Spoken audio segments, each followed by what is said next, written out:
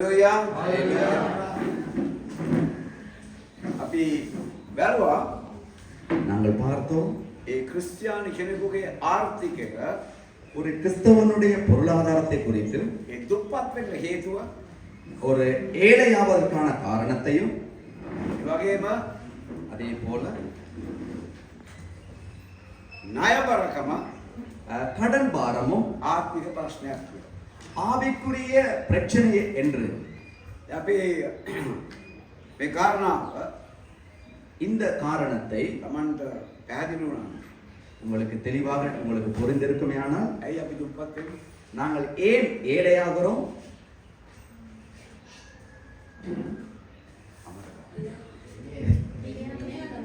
විනයක් නැතිකම ඩිසිප්ලින් ஒரு ஒழுங்குமுறை இல்லாமல் இருப்பது.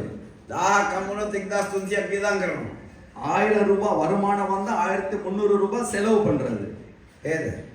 ඒ වගේම තමයි அதே மாதிரி தான் මේ ණයබරකම. கடன் பாரமும் ණයබරකම ආත්මික ප්‍රශ්නයක්. கடன் பாரம் ஆவிக்குரிய ஒரு சிக்கல். ප්‍රශ්නයක් කියනකොට වැඩි ආත්මික බරක් එක. Burn spiritual burn. அது ஆவிக்குரிய ஒரு பாரம். හරිද? ඒක පළමුව Tamanට බලපානවා. அது முதலாவது தன்னை பாதிக்கும். ඊළඟට තමාගේ නින්දට බලපානවා. தன்னுடைய தூக்கத்தை பாதிக்கும். භාර්යාවට බලපානවා. மனைவியை பாதிக்கும். දරුවන්ට බලපානවා. பிள்ளைகளை பாதிக்கும். පවුලට බලපානවා. குடும்பத்தை பாதிக்கும். තමාගේ නෑදෑයන්ට බලපානවා. தன்னுடைய உறவுகளை பாதிக்கும். තමා හිර වෙච්ච භාවයකට පත් වෙනවා. தான் ஒரு சிறைப்பட்ட நிலைமைக்கு தள்ளப்படும். මනුස්සයෝ Tamanට අගෞරවය කරන්නේ. மனிதர்கள் உங்களை வெட்கப்படுத்துவார்கள். තමාව කොම් වෙන්නේ. நீங்கள் கனமடைந்து போவீர்கள். හරිද? තමාගේ ව්‍යාපාරේ කඩා වැටෙන්නේ. உங்களுடைய வியாபாரம் உடைந்து விழும். සම්බන්ධතා කඩා වැටෙන්නේ. உறவுகள் உடைந்து விழும். දෙවියන් වහන්සේ කොයිලෝ ඈතක ඉන්නවා වගේ තමයි දැනෙන්නේ. தேவன் எங்கேயோ தூரத்துல இருக்கிறது மாதிரி தோன்றும். සමහර අවස්ථාවල් වලදී දෙවියන් වහන්සේ මේ කාරණාවට මුහුණ දෙන්න ඉඩ දෙනවා. சில நேரத்திலே இப்படிப்பட்ட சிக்கல்களுக்கு இடம் கொடுப்பதற்கு தேவன் இடம் கொடுக்கிறார்.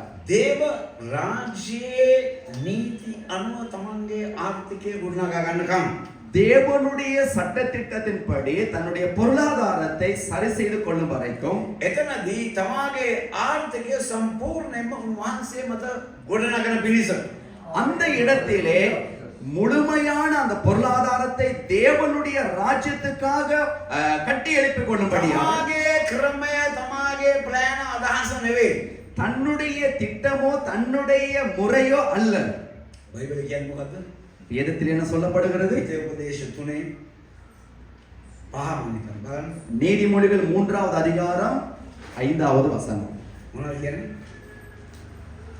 නුපේම නොවෙලී නොපිහිටා නුපේ මුළු සිතින් ස්වාමීන් වහන්සේ කෙරෙහි විශ්වාස කරපන්න. உன் சுய புத்தியின் மேல் சாயாமல் உன் முழு இருதயத்தோடும் கர்த்தரில் நம்பிக்கையாய் இரு. නුවණේ පිහිටන්න එපා. මම ගේම ගහන්නම් මැච් එක ගහන්නම් අරක කරන්නම් මේක නෑ. உங்களுடைய சொந்த புத்தியிலே நான் இதை செய்யலாம் அதை செய்யலாம் என்று முயற்சி பண்ணி செய்யவே வேண்டாம். මේ විත්‍ය කතාවේ අපිට 8 අපිට කියනවා 18. නුපේ දෙව් ස්වාමීන් වහන්සේ සිහි කරපන්න. වැඩේ තියෙන්නේ මේකයි. සම්පත් ලබා ගන්න යනකොට දෙවියන් වහන්සේ සිහි කරනවා. சொத்தை பெற்றுக்கொள்ளும் போதும் தேவனை நினையுங்கள். දෙවියන් වහන්සේ පැත්තක තියලා මුදල් කෙරේ දුවන්න එපා. தேவனை ஒரு பக்கமாக வைத்துவிட்டு முன்னாலே ஓட வேண்டாம். මොනවද කියන්නේ මෙතන? නුපේ දෙව් ස්වාමීන් වහන්සේ සිහි කරපන්න. ඔව්. මක්නිසාද නුපේ පෙවරුන්ට දිවුල තමන්ගේ ගිවිසුම. දැන් වැඩේ තියෙන්නේ මේකයි. දෙවියන් වහන්සේ දිවුරලා තියනවා තමන්ගේ පියවරුන්ට. හරිද? කියවන්න. தேவன் தன்னுடைய பிதாக்களுக்கு ஒரு உரிமையை பகிர்ந்து கொடுத்திருக்கிறார். ගිවිසුම අද තිබෙන්නාක් මෙන් ඉෂ්ට කරන පිණිස නුඹට සම්පත් ලබා ගැනීමට අද තිබෙන්නාක් මෙන් ඉෂ්ට කරන පිණිස இன்று இருக்கிறது போல அந்த கட்டளையை நிறைவேற்றும்படிக்கு නුඹට සම්පත් ලබා ගන්නට உனக்கு சொத்தை சேர்த்துக் கொள்வதற்கு ஐஸ்வர்யத்தை சேர்த்துக் கொள்வதற்கு පුළුවන්කම දෙන්නේ උන්වහන්සේය. පුළුවන්කම දෙන්නේ තමාගේ හැකියාවෙන්ය. அந்த திறமையை தருவது தேவன். ஆமென். අපි ආමෙන් කියනවා හැබැයි වැඩේ කරන්නේ නැහැ. நாங்கள் சொல்லுகிறோம், வேலை செய்வதில்லை. අපි අපේ විදියට තමයි යන්නේ. நாங்கள் எங்களுக்கு மாதிரியே போறோம். මෙතන තමයි අපි වැටෙන්නේ. இந்த இடத்திலே தான் நாங்கள் விழுந்தும் போகிறோம். මෙතන තමයි අපි වැටිලාත් ඉන්නේ. இந்த இடத்திலே தான் விழுந்தும் இருக்கிறோம். මේක දේව රාජ්‍ය පැත්තට හරව ගන්නකන් இதை தேவனுடைய பக்கத்திற்கு நாங்கள் திருப்பிக் கொள்ளும் வரைக்கும் ඒ එතන කියනවා දෙවියන් වහන්සේ අපිට සම්පත් දෙනවා කියලා තියෙනවා. அந்த இடத்துல தேவன் எங்களுக்கு அந்த சொத்தை தருகிறார் என்று எழுதப்பட்டிருக்கு. ඒක බලන්න බයිබලෙ කියවන්නේ. ලබා ගැනීමට පුළුවන්කම දෙන්නේ ස්වාමීන් වහන්සේ. அதை பெற்றுக் கொள்வதற்கு அந்த பலனை தருகிறவர் தேவன் என்று. හරිද? හැබැයි ලබා ගත්තට පස්සේ දෙවියන් වහන්සේ අමතක කරනවා. ஆனால் பெற்றுக்கொண்டதற்கு பிறகு தேவனை மறந்து விடுகிறோம். හරි. කනගාටුදායක තත්ත්වේ. ஒரு கவலைக்குரிய விடயம் அது. නේ? මේක තමයි අද ගොඩක් අය වෙලා තියෙන කාරණා. இதுதான் இன்றைக்கு அநேகருக்கு நடந்திருக்கிற காரியம். අපේ මනසේ எங்களுடைய சிந்தனை දෙවියන් වහන්සේගේ සැපයීම ගැන තියෙන දැක්ම මොකක්ද? தேவனுடைய இந்த பொருளாதாரத்தை குறித்து இருக்கிற எதிர்பார்ப்பு என்ன? දැන් අපිට බයිබලයේ කියන කාරණාවක් තමයි අපි අන්ධකාරයෙන් ආලෝකයට පැමිණි අය. வேதம் சொல்லுகிறது நாங்கள் அந்த காலத்திலிருந்து வெளிச்சத்திற்கு அழைக்கப்பட்டவர்கள் என்று. හරි. අපි අන්ධකාරයෙන් ආලෝකයට ගෙනත් තියෙන්නේ. அந்த காலத்திலிருந்து வெளிச்சத்திற்கு கொண்டு வந்திருக்கிறோம். ගෙනල්ලා අපිට ආලෝක ආත්මයක් දීලා තියෙනවා. கொண்டு வந்து புதிய ஆவியை கொடுத்திருக்கிறார். ඒ වගේම තමයි அதே மாதிரிதான் අපේ මුඛයට බලය දීලා තියෙනවා. எங்களுடைய வாய்க்கு வல்லமையை கொடுத்திருக்கிறார். හරිද? මේක හරි වැදගත්. இது மிகவும் முக்கியம். නේ ගොඩක් වෙලාවට அநேக நேரத்திலே මම හිතන්නේ போதகர் நினைக்கிறபடி අද ගෙවල් இன்னைக்கு வீடுகளிலே දුප්පත්කමින් තියෙන්නේ. இன்னைக்கு வறுமையில் இருப்பதற்கு காரணம் ඇයි? ஏன்? ගෙදර ගුටි ගෙය. அங்கே வீடுகளிலே வந்து சண்டை சச்சரவு, උණුහරුප කතා කරන එක. தூசண வார்த்தைகளை பிரயோகிப்பது, වැරදි වචන කතා කරන එක. பிழையான வார்த்தைகளை பேசுவது, කෑ ගහගන්න එක. அங்கே சத்தம் போட்டு குழப்பிக் கொள்ளுவது. දැන් මේවා කියනකොට සමහර අයට මේ අප්සෙට්. இப்படி சொல்லக்குள்ள சிலருக்கு சரியான மாதிரி கொஞ்சம் கஷ்டமா இருக்கும். මේ අවරෝහණ දේ කතා කිරීම. எதிரடையான பேச்சுக்களை பேசுவது, භයානකම. அங்கே பயங்கரமானது. බයයි. பயம், ජීවිතේට බයයි. வாழ்க்கைக்கு பயம், ඉදිරියට අඩියක් ගන්න බයයි. முன்னால் ஒரு அடி எடுப்பதற்கு பயம், මුදල් වලට බයයි. பணத்திற்கு பயம், මේ අල්ලපු ගෙදර මිනිස්සුන්ට බයයි. பக்கத்து வீட்டுக்காரனுக்கும் பயம். ඇයි එමිණියා හුණියම් කරනවා නැත්නම් මොනවාද? ஏன்னு கேட்டா அவன் ஏதாவது மந்திரம் செஞ்சிருவான், சூனியம் செய்வான்னு பயம். ඉතින් ඒ නිසා அதனாலே தான் ආශිර්වාද ගෙදරට එන්න යන්නේ නැහැ. ஆசீர்வாதம் வீட்டுக்கு வருவதில்லை. ආශිර්වාද ගෙදරින් එළවන දේ තමයි ඕක. வீட்டில் இருக்கிற ஆசீர்வாதத்தை வெளியில அனுப்புற காரியம் தான் அது. ගහ ගන්න එක, ඇඳ ගන්න එක, කොණ්ඩෙන් ඇඳගෙන ඉවරයක් නෑ. சண்டை பிடிக்கிறது, குழப்பம் பண்ணுவது ஒரு முடிவே இல்லை. තමාට යමක් තියෙනවත් කරන්න. உங்களுக்கு ஒரு காரியம் இருக்கிறது செய்வதற்கு. තමන් කතා කරන දේ පවා වැදගත්. நீங்கள் பேசுகிற பேச்சு கூட ரொம்ப முக்கியம். මොකද බයිබලයේ කියනවා வேதம் சொல்லுகிறது ජීවිතය මරණය ඔබේ දිවේ වසංගව ඇත. ஏனென்றால் ஜீவனும் மரணமும் நாவின் அதிகாரத்தில் இருக்கிறது என்று வேதத்திலே சொல்லுகிறது. දැන් இப்பொழுது මම යම් දෙයක් උඩට විසි කරොත් போதகர் வந்து ஏதாவது ஒரு பொருளை மேலே வீசினால் මොනවද වෙන්නේ? என்ன நடக்கும்? හලෝ ඇයි? கேட்க மாட்டேங்குது. බිමට වැටෙනවා. அது கீழே விழுந்து விடும். ඇයි? ஏன்? ඒක මේ ලෝකයේ නීතියක් ක්‍රියා කරනවා. இது இந்த உலகத்திலே ஒரு சட்டம் செயல்பட்டு கொண்டே இருக்கிறது. ඒක අයිසැක් නිව්ටන් කියනවා මිනිස්සයා හොයාගන්න. இதை வந்து ஐசாக் நியூட்டன் என்று சொல்லுகிற மனிதன் கண்டுபிடித்தார். මොකද දවසක් ඔව් ඇපල් ගහක් යට ඉන්නකොට ගෙඩියක් වටනවා. ஒரு நாள் ஒரு ஆப்பிள் மரத்துக்கு அடியில இருக்கக்குள்ள ஒரு ஆப்பிள் பழம் வந்து அவருடைய தலைக்கு மேல விழுந்துச்சு. එතකොට ඒක ඇයි මේ ගෙඩිය උඩට ගියේ නැත්නම් ඇයි පල්ලෙහාට වැටුනේ? அப்ப அவர் யோசித்தாராம், ஏன் இந்த பழம் மேலே போகாமல் கீழே விழுந்தது என்று. ඒකෝට හොයාගත්තා මේ නීතියක් ක්‍රියා කරනවා මේ ගෙඩිය පල්ලෙහාටම තමයි වැටෙන්න ඕනේ. அப்பொழுது அவர் கண்டுபிடித்தார், இந்த உலகத்திலே ஒரு சட்டம் செயல்பட்டு கொண்டிருக்கிறது. இந்த பழம் விழும் பொழுது மேலே போகாமல் கீழே வருவோம் எவரும் මේ என்று. පොළවේ ආකර්ෂණයක් තියෙනවා මේ ගෙඩිය පල්ලෙහාට අදින්න. ஏனென்றால் இந்த பூமியிலே ஒரு தன்மை இருக்கிறது, அந்த மேலே விழுகிற பழத்தை கீழே இழுப்பதற்கு. හොඳ වෙලාවට වට්ටක්ක වෙලක් තිබුණේ නැහැ ඒක. நல்ல நேரத்துல ஒரு வட்டக்கா கொடி அங்கனைக்கு இருக்கல. නේද? ඒතකොට අයිසැක් නිව්ටන් නෑ. அப்படி என்றால் ஐசாக் நியூட்டன் அந்த இடத்துல இருந்திருக்க மாட்டாரு. මම කියන්නේ මේකයි මෙතනදී இந்த இடத்திலே පිළිගත්තත් නෑ. ஏற்றுக்கொண்டாலும் ஏற்றுக்கொள்ளாவிட்டாலும் දෙවියන් වහන්සේගේ නීතිය ක්‍රියාත්මකයි. ஆமென், தேவனுடைய நீதி அங்கே செயல்படும். තමා මේක විග්‍රහ කරන්න යනවද මොනවා කරන්නද ඒක අදාළ නැහැ. நீங்கள் இதை தேடி பார்க்க போறீங்களா, என்ன செய்றீங்களோ தேவையே இல்லை. දෙවියන් වහන්සේගේ රාජ්‍යයේ නීති මේ වගේම ක්‍රියාත්මකයි. தேவனுடைய ராஜ்யத்தின் சட்டமும் இதே மாதிரி செயல்படும். හරි. අපිට තියෙන්නේ எங்களுக்கு இருக்கிறது මේ සම්බන්ධව කතා කරන්නයි මේ සම්බන්ධව විශ්වාස කරන්නයි. அதை பற்றி பேசுவதற்கும் அதை நம்புவதற்கும். දැන් මේ ගොඩාක් අය බලන්නේ මේ දෙමළ මීටර එක දාගෙන සිංහල අහන්න. அநேகர் தமிழ் மீட்டரை போட்டுக்கிட்டு சிங்கள மொழியில பாட்டு கேட்கறதுக்கு. තේරුණා. நான் சொன்னது புரியவில்லை. අර දෙවියන් වහන්සේගේ මීටර එකේ නෑ. அந்த தேவனுடைய மீட்டர்ல அலைவரிசையில இல்ல. ඒ දෙවියන් වහන්සේගේ මීටර එකෙන් හම්බ වෙන උපදෙස් නෑ. தேவனுடைய அலைவரிசையில மீட்டர்ல இருந்து கேட்கிற எதுவுமே இல்ல. ඒ නිසා ஆகவே අපි හින්දි මීටර එක දාගෙන நாங்க இந்தி மீட்டரை போட்டுக்கொண்டு අපි ඉංග්‍රීසියෙන් මේ දෙවියන් වහන්සේ කතා කරන්න බලාපොරොත්තු වෙනවා වෙන්නේ නැහැ. இப்ப ஆங்கிலத்துல தேவனோட பேசுறதுக்கு எதிர்பார்க்கிறோம், அது நடக்காது. දෙවියන් වහන්සේගේ මීටර එකට අපි ගානට කරකව ගන්නවා. தேவனுடைய மீட்டருக்கு அலைபேசிக்கு நாங்க சரியா அதை திருப்பி கொள்ளணும். ඔය දන්නවද? ஏன் தெரியுமா? දෙවියන් වහන්සේව දෙවියන් වහන්සේ නිතරම ප්‍රකාශ කරනවා. தேவன் எந்நேரமும் அவர் அறிக்கை பேசுகிறார். නිතරම කතා කරනවා. அவர் எந்நேரமும் பேசுகிறார்.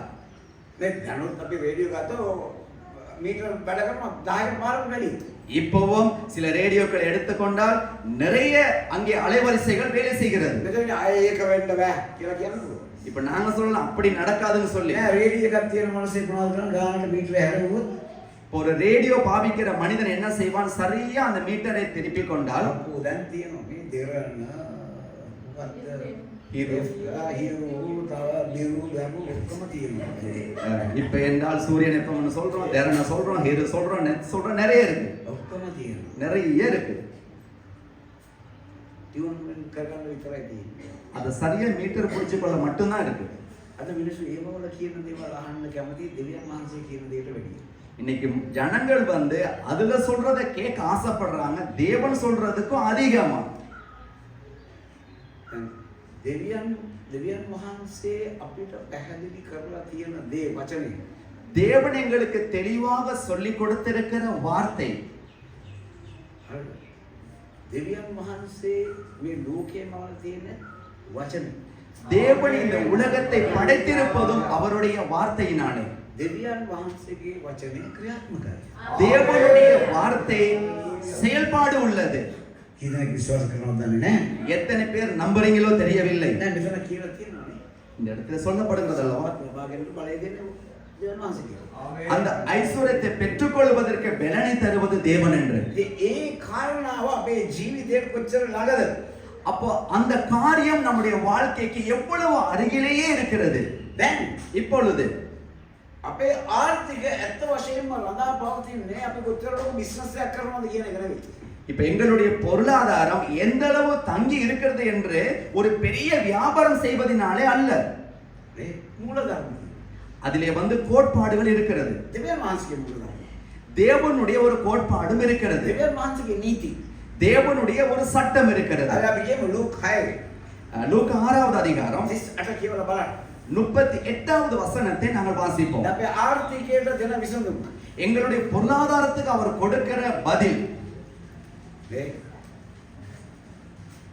දීපල්ලා එවිට නුඹලාට දෙනු ලැබෙන්නේ. ඔව් පොඩ්ඩක් කියන්නකෝ නවතින්නකෝ. මොනවද කියලා තියෙන්නේ? கொடுங்கள் அப்பொழுது உங்களுக்கு கொடுக்கப்படும்.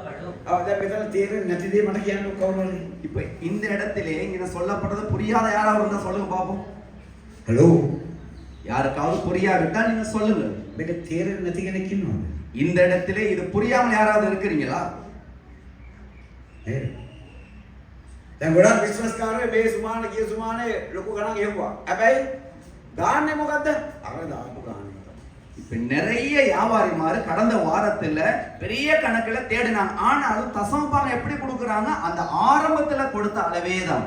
තවත් අය ඉන්නවා ඒ අය ඒ ලාභේ හරියගේ විකුණපු ගාන.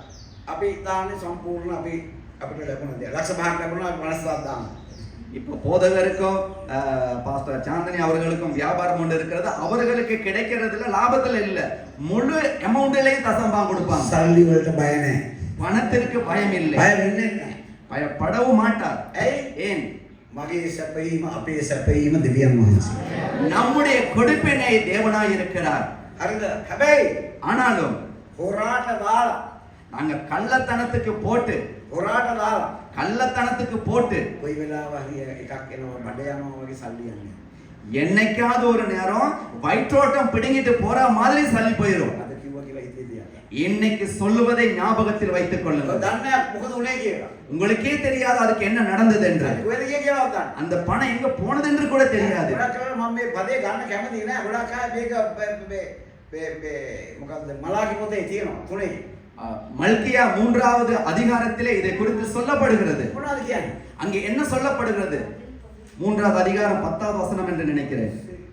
අට மனுஷன் தேவனை வஞ்சிக்கலாமா? நீங்களோ என்னை வஞ்சிக்கிறீர்கள். දැන් බලන්න මෙතන අහන ප්‍රශ්නේ මොකද්ද? දැන් මේක මම කියලා ඇති අනන්ත ප්‍රමාණ මේ සභාවේ.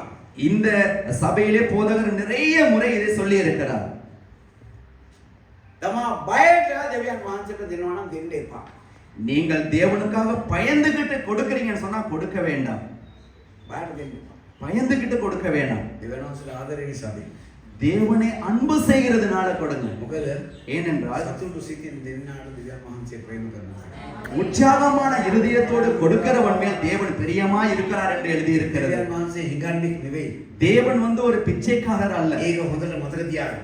இதை நன்றாக நினைவிலே வைத்துக் கொள்ளுங்கள். මම මේ බිස්නස් කාරයන්ට කතා කරන්නේ. நான் வியாபாரிகளுக்கு பேசுகிறேன். හරිද? මේක හරි භයානක දෙයක්. இது மிகவும் ஆபத்தான ஒரு காரியம். මම ඊයේ පෙරේදා කියුවා. நேற்று முன்தினம் ஒரு காரியத்தை வாசித்தாராம். හරිද? ඒක මම හිතන්නේ කියලා ඇති මිලිස්. இதற்கு முன்பும் போதகர் சொல்லி இருக்கிறார். ඒ යුදෙව් මිනිස්සු ஒரு யூத மனிதன் ஒருவர் ලෝකේ වැඩිම සල්ලි තියෙන යුදෙව්. இன்னைக்கு உலகத்தில் நிறைய பணம் இருக்கிறது யூதர்களிடம்தான். කෝටි කියලා කෝටිපති බිලියන පති ඉන්නේ යුදෙව්. அங்கே கோடீஸ்வரர்கள் மில்லியன் கணக்கானவர்கள் இருக்கிறது அங்கேதான். හේතුව அதற்கான காரணம் අදත් ඒගොල්ලෝ නැසෙන්නේ. இன்றைக்கும் அவர்கள் தசம பாகத்தை கொடுக்கிறார்கள். ඒක තමයි රහස. இதுதான் ரகசியம். ඒ කෝටිපතියෙක් මොනවද උනේ? ඔගේ බිස්නස් එක ඔක්කොම කුඩු වෙලා ගියා. இப்போ இந்த கோடீஸ்வரருடைய வியாபாரம் நஷ்டம் அடைந்து விட்டது. පස්සේ පල්ලියට යන්නෙත් නැතුව ගියා. அவர் அதற்கு பிறகு ஆலயத்துக்கும் போகாமல் இருந்தார். ගොඩක් අය ප්‍රශ්න තුනක් පල්ලියට එන්නේ නැහැ. යන්නේ වෙන කොහාට. நிறைய பேருடைய வாழ்க்கையில பிரச்சனை வந்தா தேவாலயத்துக்கு வாரதில்ல, வேற எங்க சரி ஓடுறது. මේ දනගාව යාඥා කරන්නේ නැහැ. முழங்கால் படிட்டு ஜெபிக்கிறது இல்ல. ඒ දෙවියන් වහන්සේ නෙවෙයි ඒගොල්ලෝගේ උල්පත. ඒකයි. ஏனென்றால் தேவன் அல்ல அவர்களுடைய ஊற்றாய் இருப்பது. වෙලාව දෙන්න බෑ දෙවියන් වහන්සේ. அந்த நேரத்தை கூட கொடுக்கவே முடியாது தேவனுக்கு. මේ පාස්ටර් ගියා රබ්බි ගියා මේ මනුස්සයා. இப்போ அந்த இடத்துல அந்த போதகர் அவரை தேடி போனாராம். මොකද කියලා? என்ன காரணம் என்று கேட்டாராம். පාස්ටර් මගේ බිස්නස් එක කුණේ. பாஸ்டர் என்னுடைய வியாபாரம் எல்லாம் நஷ்டம் அடைந்து விட்டது. මම බැංකුවලට වෙලා ඉන්නේ. நான் நஷ்டம் அடைந்து விட்டேன். ඇත්ත. உண்மையா? එන සුමානේ පල්ලියට එන්න 10 කුල සත්කාරයි. வாரக்கிழமை நீ ஆலயத்துக்கு வா, தசம பாகத்தை எடுத்துக்கொண்டு சொல்லி சொன்னாராம். ඒ මනුස්සයා දක්වන මේ පාස්ටර් ඔළුව හොඳ නැති දන්නේ. இப்போ அந்த வியாபாரி நினைச்சாராம் இந்த பாஸ்டருக்கு தலையும் சரியில்லை அப்படின்னு. ටිකක් කරලා කල්පනා කරා. கொஞ்ச நேரம் போனோன்னா அவர் யோசிக்க ஆரம்பித்தாராம். නෑ මම කල්පනා කරා මම මේ 10 කුල දෙනකමට ඔක්කොම හොඳට තියෙනවා. அவர் யோசித்தாராம், நான் ஆரம்பத்துல தசம பாகம் கொடுக்கக்குள்ளேலாம் எனக்கு நல்லா இருந்துச்சு அப்படின்னு. මංකුලත් වෙච්ච මනුස්සයා මොනවද කරන්නේ? ණයක් අරගෙන ගිහිල්ලා 10 කුල රබයිට දුන්නා. இப்போ இந்த நஷ்டம் அடைந்த அந்த மனிதன் என்ன செய்தாராம்? கடன் வாங்கி அதை தசம பாகமாக அந்த போதகரிடத்துல கொண்டு போய் கொடுத்தாராம். රබි ආඥා කරලා කිව්වා දැන් ඔයාගේ හරි බිස්නස් එක ආයෙ කරන්න. ඔයා මුද්දේ. இப்ப போதகர் சொன்னாராம், ஜெபம் செய்து விட்டு இப்ப சரி, இப்ப நீ போயிட்டு உன்னுடைய வியாபாரத்தை செய் என்று சொன்னாராம். ගණන් හදලා බලලා ඔයා දසෙන් කොට ගෙනත් තියෙනවා රයිට්. ඕකේ. විඥාන කරනවා සඵල වෙන්න ඕනේ. இப்ப நீ கணக்கு பார்த்து உன்னுடைய தசம பாகத்தை கொண்டு வந்திருக்கிறாய் என்றால் உனக்காக ஜெபிக்கிறோம், நீ போய் வியாபாரத்தை செய் என்று சொன்னார். සඵල වුණා. அவர் வந்து விருத்தி அடைந்தார். ආවත් කෝටිපතියෙක් වුණා. மீண்டும் அவர் கோடீஸ்வரரானார். ඇයි? ஏன்? இதுதான் காரணம். මේක තමයි කාරණා. இதுதான் காரணம். මේක අද ක්‍රිස්තියානි සභාවට දීලා இதை இன்றைக்கு கிறிஸ்தவ சபைகளுக்கு கொடுத்து එක එක විදිහේ දේවල් කියන්න පටන් ගන්නවා. ஒவ்வொருத்தனும் ஒவ்வொரு விதமானவைகளை சொல்ல ஆரம்பித்து விட்டான். දැන් දසෙන් කොටස මේක නෑ ඒක පරණ නීතියා කිය. දැන් දසෙන් කොටස නෑ තමයි. දැන් ඔක්කොම දෙන්න ඕනේ. இப்போ தசம பாகம் இல்ல, எல்லாமே கொடுக்க வேண்டும். හලෝ. ඉස්සර දසෙන් කොටස නම් දැන් කොච්චර දෙන්න ඕනේ? இப்ப ஆரம்பத்துல தசம பாகம் என்றால் 10ல் 1 என்றால் இப்ப எவ்வளவு නෑ கொடுக்கணும்? මිනිස්සු ඉදා ගන්න ඒකයි. ஜனங்கள் இன்னைக்கு பிச்சை வாங்குறாங்க. இதனாலதான் සභාව. இன்றைக்கு சபையானது ඇයි මේ තත්ත්වෙට වැටලා තියෙන්නේ? ஏன் இந்த நிலைமைக்கு தள்ளப்பட்டது? පළවෙනි කාරණා முதலாவது காரணமே මොකද්ද? என்ன? දෙවියන් වහන්සේව ඒගොල්ලොන්ගේ උල්පත කරගෙන නැහැ. தேவனை அவர்களுடைய ஊற்றாக மாற்றிக்கொள்ளவே இல்லை. දැන් ගොඩාක් අය වෙලා තියෙන කාරණාව මේක. நிறைய பேருடைய வாழ்க்கையில நடந்திருக்கிற காரணம் இதுதான். මොකද පළමුව දෙවියන් වහන්සේ තමයි මගේ උල්පත. முதலாவது தேவன் தான் என்னுடைய ஊற்றாய் இருக்கிறார். මේක තමයි අද ගොඩක් අයට තියෙන ප්‍රශ්නේ. இன்னைக்கு நிறைய பேருக்கு இருக்கிற பிரச்சனை இதுதான். හරිද? මම කොච්චර ආත්මික වුණත් වැඩක් නැහැ. நான் எவ்வளவு ஆவிக்குரியவனாக இருந்தாலும் பிரயோஜனம் இல்லை. වපුරන්නේ නැතුව මම ගිහලා කෙතට ගිහලා යාඥා කළාට අස්පන්නක් ඉන්නේ. நான் வந்து ஒரு நிலத்திலே போய் விதைக்காமல் அறுவடைக்காக எவ்வளவு ஜெபம் செய்தாலும் பிரயோஜனம் இல்லை. තේරුණාද මන් දන්නේ? நான் சொன்னது உங்களுக்கு புரியுதோ තේරුණාද தெரியல? මම මේ කියන දේවල්? போதகர் சொல்றது எத்தனை பேருக்கு புரியுது? මේවා කරොත් තමයි අපි සඵල වෙන්නේ. இதை செய்தால் தான் நாங்கள் விருத்தி அடைவோம். හරිද? මේවා කරොත් තමයි සඵල වෙන්නේ. இதை செய்தால் தான் நாங்கள் விருத்தி அடைவோம். මාගේ ගෘහයේ භෝජනයේ තිබෙන පිණිස ඔතු සියල්ල ගබඩාගෙන ගෙන දීපල්ලා.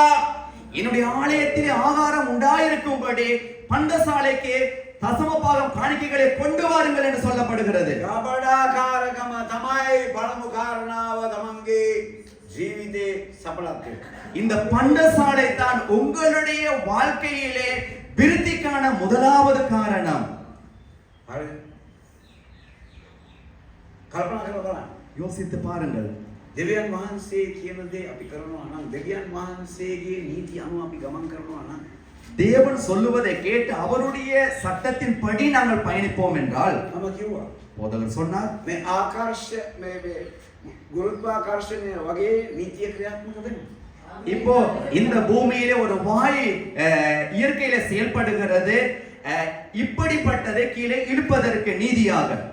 හරිද? දෙවියන් වහන්සේ මේ පොඩ්ඩක් දීලා නතර කරන කෙනෙක් නෙවෙයි. தேவன் ஏதோ கொஞ்சத்தை கொடுத்துட்டு அப்படியே நிறுத்துகிறவர் அல்ல. දැන් අපි ලෝක 6:30 කියවනේ නේද? நாங்கள் லூக்கா 6வது அதிகாரம் 38வது வசனத்தை வாசித்தோம். හැබැයි බාහිර කිව්වේ. அதை அறவாசிக்கு தான் வாசித்தோம். කියලා බලන්නකො. தொடர்ந்து வாசிப்போம். கொடுங்கள் அப்பொழுது உங்களுக்கு கொடுக்கப்படும். තම වචනේ දන්නවාදී. තම වචනේ දන්නවා ලොකුවට කතා කරනවා නමුත් මේ වැඩේ කරන්නේ இப்ப வார்த்தை சில நேரம் தெரியுமாவும் இருக்கலாம். வார்த்தையை சில நேரம் பெருசா பேசவும் முடியும். ஆனாலும் இதை செய்யாம இருக்கிறோம். அமுக்கி குலுக்கி சரிந்து விழும்படி අපිට බලන්නකො අපි දෙන්නේ කොහොමද අපිට දෙන්නේ කොහොමද කියලා බලන්න. நாங்க எந்த அளவு கொடுக்கிறோம், நமக்கு எந்த அளவு கிடைக்குதுன்னு பாருங்களேன். බලන්න අපිට කියන්නේ දෙන්න විතර ලැබෙයි. எங்களுக்கு சொல்லப்படுது கொடுங்கள் அப்பொழுது உங்களுக்கு கொடுக்கப்படும். දැන් මෙතන තමයි රහස තියෙන්නේ. இங்கே தான் ரகசியம் உண்டு. කී දෙනෙක් කැමතිද රහස දැනගන්න? எத்தனை பேர் இந்த ரகசியத்தை புரிந்து கொள்ள ஆசைப்படுறீங்க? තමා මේක කරලා බලන්න තමන් බෝසත්තු වෙනවා. ආය කියන්න දෙයක් නැහැ මේ. நீங்கள் இதை செய்து பாருங்கள், நீங்கள் செல்வாக்கானவனாய் மாறுவீர்கள். මේක තමන්ගේ සල්ලි ගන්න නෙවෙයි මම කතා කරන්නේ. உங்களிடத்திலிருந்து பணம் சேகரிக்க அல்ல பாஸ்டர் கதைக்கிறார். රාජ්‍ය ඉදිරියට යන්න. தேவனுடைய ராஜ்யம் முன்னோக்கி போக வேண்டும். තමාගේ ජීවිතේ ඉදිරියට යන්න ඕනේ. உங்களுடைய வாழ்க்கையும் முன்னேறி போக வேண்டும். තමන් පෝසත් වෙන්න ඕනේ. நீங்கள் செல்வாக்கானவனாய் மாற வேண்டும். ඒක කිය පාස්ටර් චාල්ස් මේ ප්‍රොස්පෙරිටි ගොස්පල් එක තමයි දැන් කතා කරන්නේ කියලා නෑ නෑ. ගොස්පල් එක ඇවිල්ලා ප්‍රොස්පෙරිටි තමයි. දීපල්ලා ඔව්. එවිට නුඹලාට දෙන්න ලබන කාටද දෙන්නේ? අල්ලපු විතර කෙනාට. නුඹලා. ඔව්. ඇයි මේක තේරෙන්නේ නැත්තේ? ஏன் இது புரிய மாட்டேங்கிறது? කියවන්න. ඔව්හු ඔබමි සොලවමි උතුරුවමි බන්දා දැන් දෙනකොට කොහමද අපිට දෙන්නේ? ඔබලා දැන් දැකලා තියෙනවද අර ඔබලා? ඔබලා අපිට දැන් ගාඩියක් තියන් දාන්න ඕන නිසා සොලවලා උතුරුවමි උතුරලා යන්න දෙන්නේ. சில நேரத்துல நாங்க என்ன செய்வோம், அமுக்கி நல்லா குலுக்கி இன்னும் போட முடிய அளவு போட்டு நல்லா சரிந்து விழும்படி அளந்து கொடுப்போம். இல்ல எங்க கிடைக்கும் ஐயா, எங்களுக்கு கிடைக்கும். තේරෙන්න ඕනේ මිනිස්සුන්ට. இன்னைக்கு ஜனங்களுக்கு இது புரிய வேண்டும். නේ පැහැදිලිවම මේවා තේරෙන්නේ නැති හින්දා තමයි හිතාගන්නේ. தெளிவாகவே ஜனங்களுக்கு புரியாமல் இருக்கிறபடியினாலே தான் பிச்சை வாங்குறாங்க. මම කියන්නේ මේකයි. මේ දෙවියන් වහන්සේගේ සඵලත්වයේ මිනිස්සුන්ගෙන් හොරා ගන්න යක්ෂයා. தேவனுடைய இந்த செல்வாக்கை களவெடுப்பது யார்? பிசாசானவன். ஏன்? කන වහනවා. அங்கே காதை மூடிக்கொள்றனால, ඔළුව වහනවා. சிந்தையை மூடிக்கொள்வது, හදවත වහනවා. இருதயத்தை மூடிக்கொள்வது, වෙන දෙයක් දානවා මේ වෙලාවේ. இந்த நேரத்துல வேற ஒண்ணு உள்ளுக்கு அனுப்புறது. වත්මුට්ටිය ඉදිරියට දන්නේ නැහැ නේ. சோறு வெந்துருச்சோ தெரியல அப்படின்னு நினைவு வரும். ඒ මාළු එක කොහොමද දන්නේ නැහැ. கறி எப்படி ஆகுதோ தெரியல. නෑ මෙතන ඉඳගෙන ඒක නෙවෙයි කියලා මෙතන ඉඳගෙන අහන්න ඕනේ දේව වචනේ. இந்த இடத்துல அமர்ந்து கொண்டு தேவனுடைய வார்த்தையை தான் கேட்க வேண்டும். හරි ඔබමින් සොලමින් උතුරා නැතේ කවුද දෙන්නේ? நன்றாக சரிந்து விழும்படி யார் கொடுப்பது? නෑ අන්න ඒක තමයි ප්‍රශ්නේ. ඕගොල්ලෝ මනුස්සයෝ අන්න ඒකනේ කියන්නේ වචනය හරියට කියවන්නේ නැහැ. වචනය හරියට කියවන්නේ නැහැ.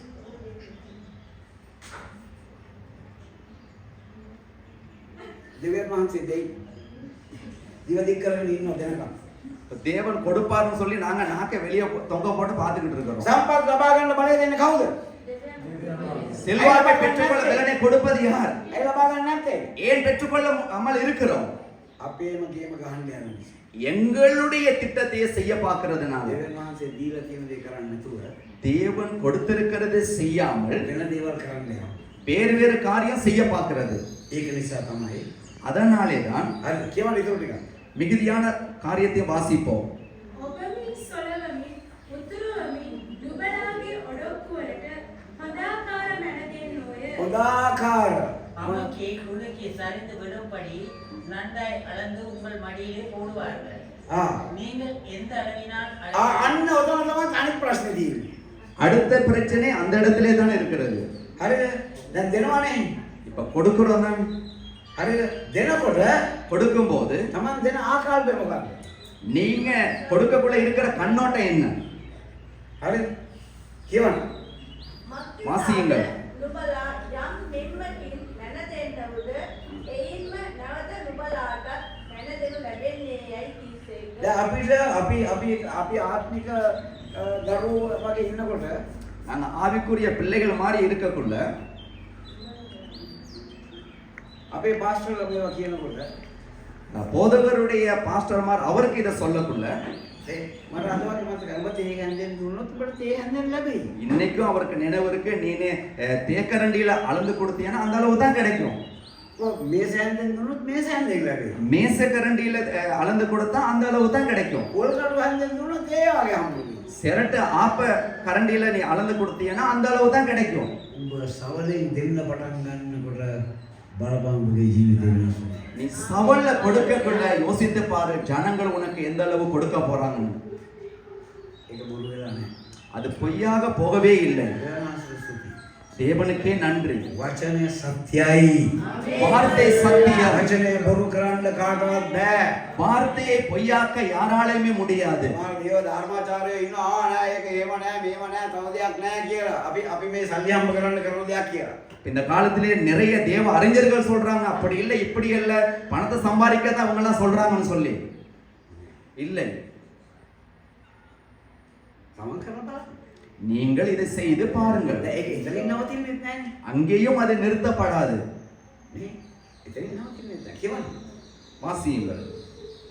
තවද උන්වහන්සේ ඔවුන්ට උපමාවක් කියමින් අන්ධයෙකුට මඟ පෙන්වයි. නෑ පොඩ අන්නේ තමයි කියන්නේ අන්ධයෙකුට මඟ පෙන්වන්න තවත් අන්ධයෙකුට බෑනේ. ஒரு குருடனுக்கு வழிகாட்ட இன்னொரு குருடனுக்கு முடியாது தானே. දැන් මං අන්ධයෙක් නෙමෙයි. பாஸ்டர் வந்து ஒரு குருடன் அல்ல. මම පාරේ ගිහිල්ලා ඒ පාරේ භුක්ති විඳිලා ඒකේ ආශිර්වාදේ භුක්ති විඳලා අර බොහෝ අයට ආශිර්වාද කරලා දේව රාජ්‍යයට බලවත් දේවල් කරලා කරන්න පුළුවන් වෙලා තියෙන්නේ දෙවියන් වහන්සේ මගේ සැපයීම නිසා. போதகர் தேவனுடைய வழியிலே போய் அவைகளை செய்து அவைகளை அனுபவித்து இன்று அநேகருக்கு கொடுக்கக்கூடிய அளவிலே அவர் இருக்கிறார். ஏன்? தேவனே அவருடைய கொடுப்பினையாளராய் இருக்கிறபடியால். එනිසා ஆகவே තුන්වෙනි කාරණාව තමයි மூன்றாவது காரணம் தான் මේ අත්දැකීම අපි බලාපොරොත්තු වෙනවා. அந்த அனுபவத்தை நாம் எதிர்பார்க்க வேண்டும். මම විශ්වාස කරනවා වහන්සේ. நான் உண்மை நம்புகிறேன். මම දේව රාජ්‍යයට වපුරනවා. நான் தேவனுடைய ராஜ்யத்துக்கு விதைக்கிறேன். නේ මම බලාපොරොත්තු වෙනවා. நான் எதிர்பார்க்கிறேன். බලවතෙක් කරයි කියලා. ஒரு வல்லமையானவனாக நீர் மாற்றுவீர். ලබා ගැනීමට හැකියාව දෙයි කියලා. இந்த பொருளாதாரத்தை பெற்றுக்கொள்வதற்கு பலனை நீர் கொடுப்பீர் என்று. දැන් හොඳ උදාහරණයක් තමයි நல்ல ஒரு முன்மாதிரி தான் ගීතාවලිය 23. சங்கீதம் 23வது அதிகாரம். ඒ 23 අපි පහේද කියමු බලමු. 23வது அதிகாரம் 5வது வசனத்திலிருந்து வாசியுங்கள். என் சத்துருக்களுக்கு முன்பாக ආ. நீர் எனக்கு ஒரு பந்தியை ஆயத்தப்படுத்தி හරි මොනවද කරන්නේ? අපේ සතුරන් ඉදිරියේ කාටද පුළුවන් කැම මේසයක් පිළිගන්න සතුරන් ඉදිරියේ. இப்போ எதிரிகளுக்கு முன்பாக யாருக்கு முடியும் ஒரு பந்தியை ஆயத்தப்படுத்த? දෙවියන් වහන්සේට විතරයි. தேவனுக்கு மாத்திரமே முடியும். අපි කවදාකවත් ලැජ්ජාවටපත් වෙන්නේ නැහැ. நாங்கள் ஒரு நாளும் வெட்கமடைவதில்லை. කවුරු මොනවා කිව්වත් උන්වහන්සේ අපිව නැගිටලා තියෙනවා. யார் என்ன சொன்னாலும் தேவன் தான் எங்களை எழுப்பி இருக்கிறார். කියවන්න. என் தலையை எண்ணெயால் அபிஷேகம் பண்ணுகிறீர்.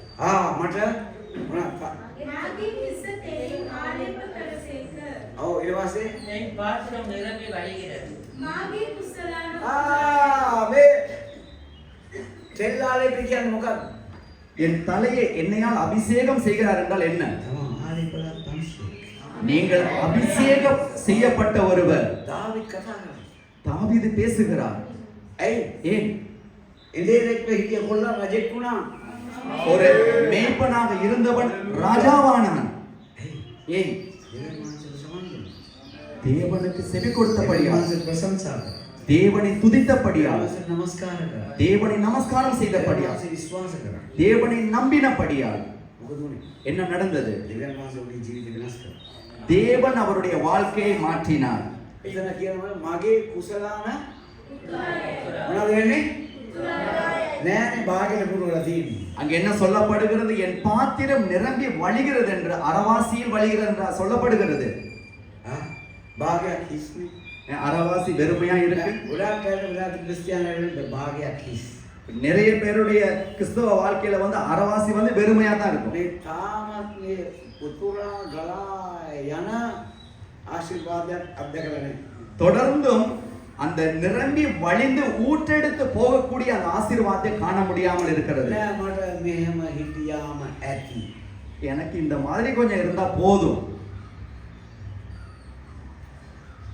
කී දෙනෙක්ට මෙහෙම හිටියාම ඇති? எத்தனை பேருக்கு இப்ப இருக்கிற மாதிரி இந்த மாதிரியே இருந்தா போதும்னு நினைக்கிறீங்க?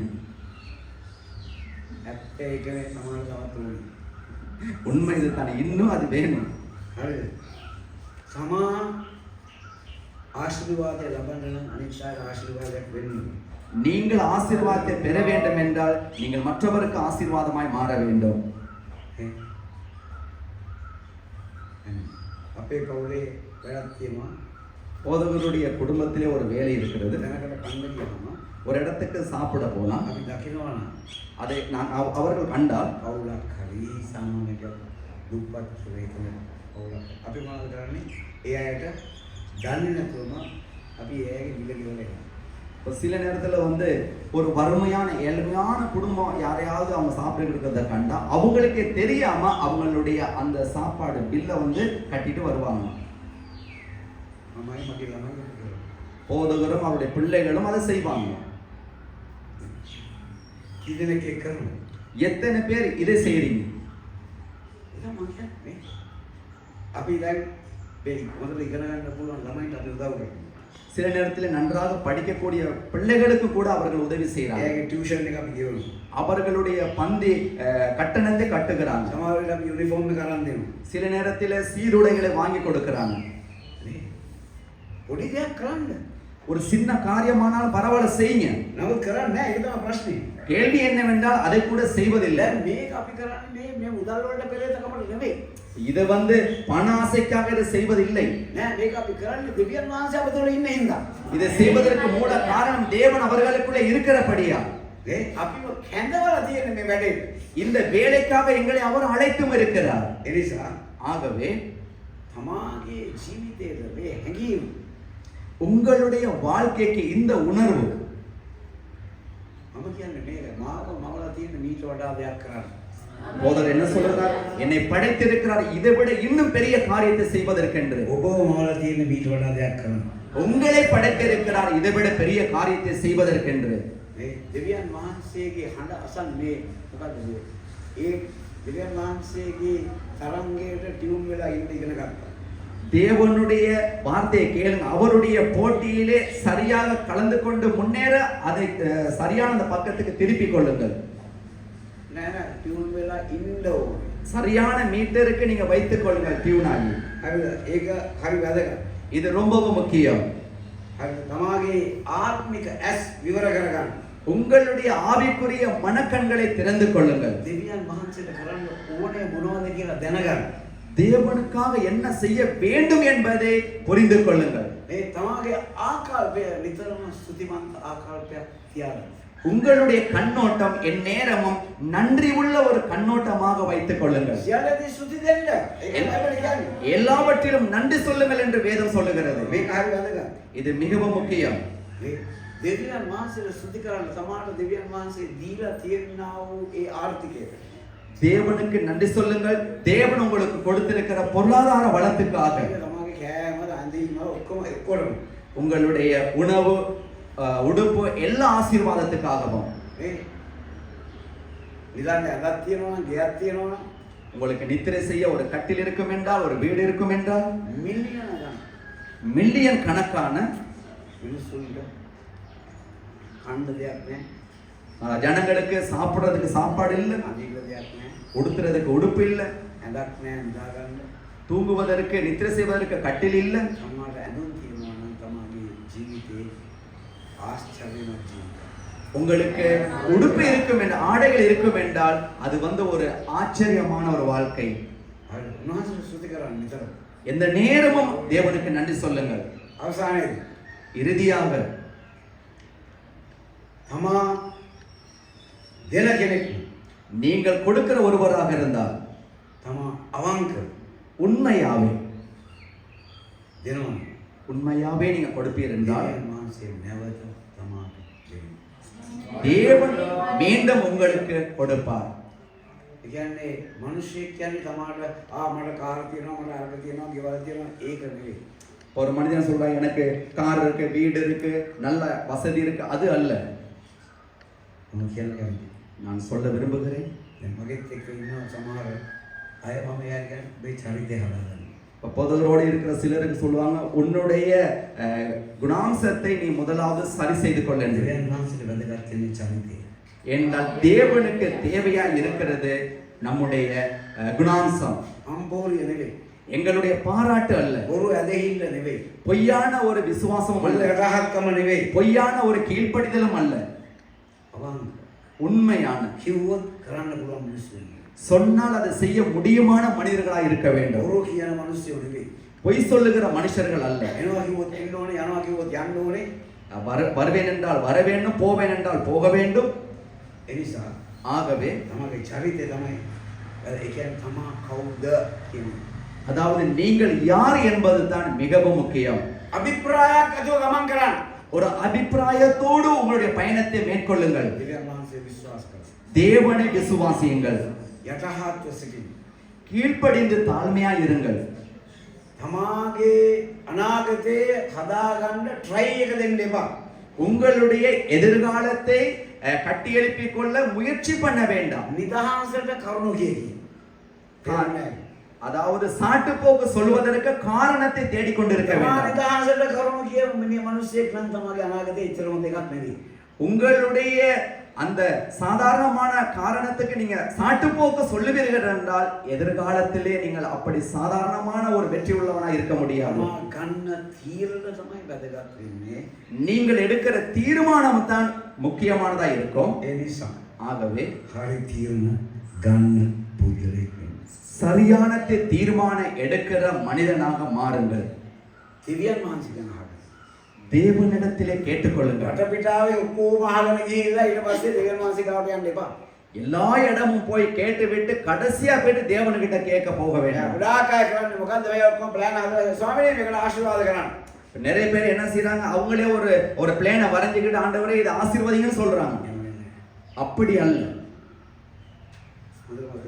நன்றாக நினைவிலே வைத்துக் கொள்ளுங்கள். தீர்மானம் எடுப்பதில் එතනදී තමයි තේරෙන්නේ තමා කවුද කියලා.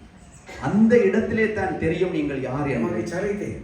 உங்களுடைய அந்த குணாம்சம் හරි හරි වැදගත්. ரொம்ப முக்கியம். හරි. දැන් කියනවා අමතක කරනවා, දැන් කියනවා බොරුව කියනවා. මට අමතක. අපි එහෙම තමයි ගොඩක් කරා. இப்ப நாங்க சொல்றோம், இந்த கொஞ்சத்துல மறந்துடுறோம், அப்புறம் யோசிக்கிறோம், ஐயோ நாங்க இதை மறந்துட்டேன்னு போய் சொல்றோம். වචනයක් දුන්නා.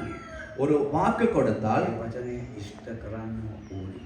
அந்த வாக்கை நிறைவேற்றவே வேண்டும். නැත්නම් තමගේ චරිතයට ඒක කැලලා. அப்படி இல்லாவிட்டால் உங்களுடைய குணத்துக்கு அது ஒரு அழுக்காய் மாறிவிடும். වචනයක් කිව්වොත් ඒක ඉෂ්ට කරන්න. ஒரு வாக்கு கொடுத்தால் அதை நிறைவேற்றுங்கள். ඒ වගේම තමයි. அதே மாதிரிதான் පැහැදිලි කරලා දේව වචනේ කිව්ව කරන්න ඕනේ මොනවද කියලා. தேவனுடைய வார்த்தையை தெளிவுபடுத்தி உங்களுக்கு சொன்னோம் என்ன செய்ய வேண்டும் என்று. අද දවසේ යතුරක් හඳුන්. இன்றைய நாளிலே உங்கள் எல்லாருக்கும் ஒரு சாவியை தான் போதகர் கொடுத்திருக்கிறார். ඒ යතුර පාවිච්චි කරන්න ඉගෙන ගන්න. அந்த சாவியை பாவிக்க பழகிக் கொள்ளுங்கள். යතුර හරියට පාවිච්චි කරොත් அந்த சாவியை சரியாக பாவித்தால் අපිට පොසත් සභාවක් තියෙනවා. எங்களுக்கு ஒரு செல்வாக்கான சபை இருக்கும். හලෙලූයා. ஹல்லேலூயா. නැගිට සිටු යාත්‍රා කරමු. நாங்கள் யாவரும் எழுந்திருப்போம்.